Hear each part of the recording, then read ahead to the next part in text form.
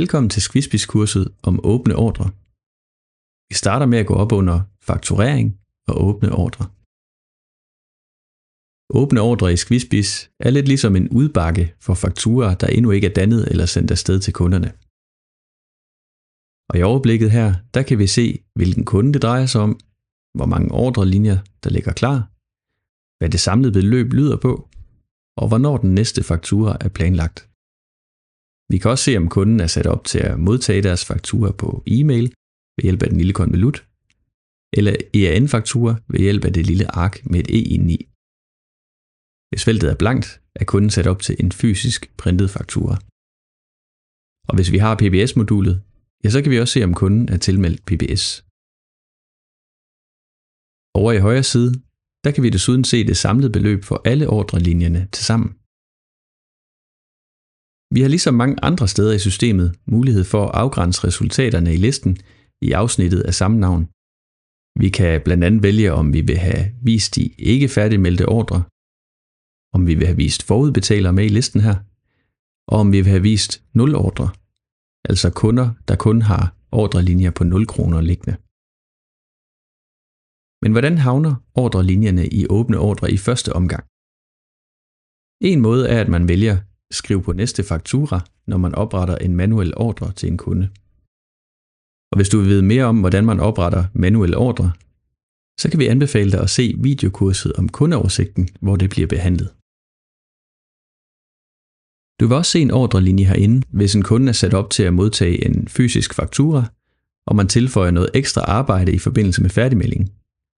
Og fordi fakturen allerede er printet ud og afleveret, så ligger den opgave, man har tilføjet sig ind i åbne ordre, hvor den så automatisk vil komme på den næste faktura, der bliver dannet til kunden. Og her vil der så stå ved besøg i næste fakturakolonnen. Kundens faktureringsinterval kan også have indvirkning på, om deres ordrelinje kommer ind og ligger her i åbne ordre. Og lad mig prøve at vise, hvad jeg mener med det. Vi går over i kundeoversigten, vælger en kunde her og redigerer kunden. Så går vi ned i fakturering, betaling og EAN og redigerer fakturaintervallet. Og som I kan se i listen her, så peger nogle af fakturaintervallerne i drop-down-listen på et bestemt besøg eller en bestemt gang. Det kunne for eksempel være hvert andet eller hvert tredje besøg, eller sidste gang hver måned, eller sidste gang hver anden måned. Og når man bruger den her type intervaller, så skal man ikke selv huske på noget. Squisbiz sørger for at holde styr på ordrelinjerne og danne fakturerne, når det passer med det, du har valgt her i listen. Du vil dog i den mellemliggende periode, for eksempel imellem hver tredje besøg, hvis det er det, du har valgt, kunne se de ordrelinjer, der er blevet samlet sammen, inde under åbne ordre. Men du behøver som sagt ikke at gøre noget ved den. Det sørger Squisbiz automatisk for. Der er dog situationer, hvor man manuelt skal ind og danne fakturen inden for åbne ordre. Det gælder for alle de fakturaintervaller, der i stedet for at pege på et besøg eller en gang, dækker over en periode. Det kunne for eksempel være hver uge, hver anden uge osv. Det kunne være hver måned, hver anden måned osv. osv. Lad os nu sige, at kunden her gerne vil have en samlet faktura en gang om måneden. Så sætter vi intervallet til hver måned. Og nu vil der så ske det, at vi med en måneds mellemrum får en påmindelse om, at vi har en kunde, der er klar til at blive faktureret. Men for at Squisbiz ved, hvornår på måneden vi skal have påmindelsen, så skal vi have en dato for første gang, den skal faktureres. Det finder Squisbiz enten ud af, ved at vi fakturerer kunden manuelt inden for åbne ordre den første gang, hvorefter Squisbiz så sætter en næste fakturadato, baseret på den dato, du valgte at fakturere den. Alternativt, så kan du sætte den første fakturadato op manuelt. Så slipper du for selv at gå og huske på, hvornår du skal fakturere kunden den første gang. Det gør du ved at trykke på flere muligheder, og så sætte næste faktura til vælg dato manuelt, og så indtaster du ellers en dato. Kunden her vil gerne have sin faktura den sidste i måneden, så vi vælger den 31. og trykker gem. Når vi så når den 31. vil vi få en påmindelse om, at vi har en kunde med en åben ordre, der er klar til at blive faktureret. Og som vi kan se, hvis vi igen tager et kig under fakturering og åbne ordre, så står Sørens næste fakturadato til den 31., som vi valgte lige før.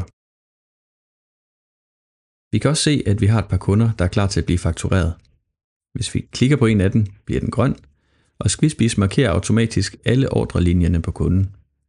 Men nu går det op for os, at der er et par linjer for meget, som ikke skulle have været med. Hvad gør vi så? Jeg vil enten sørge for, at det kun er de linjer, vi vil fjerne, der er markeret, og så tryk Annullér valgt ordre i højre side. Den knap vil nemlig slette de valgte ordrelinjer. Men det er jo lidt bøvlet, hvis der er mange linjer. Så i stedet kan vi bruge funktionen Vis detaljer. Nu får vi et vindue frem, hvor vi kan markere den eller de linjer, vi vil ændre, og enten redigere dem, hvis teksten eller beløbet ikke er rigtigt, eller vi kan slette dem direkte herindefra. Nu er vi klar til at danne fakturaen. I øverste højre hjørne kan vi ændre fakturadato og betalingsfrist, hvis der er behov for det, og vi kan skrive en besked på fakturaen.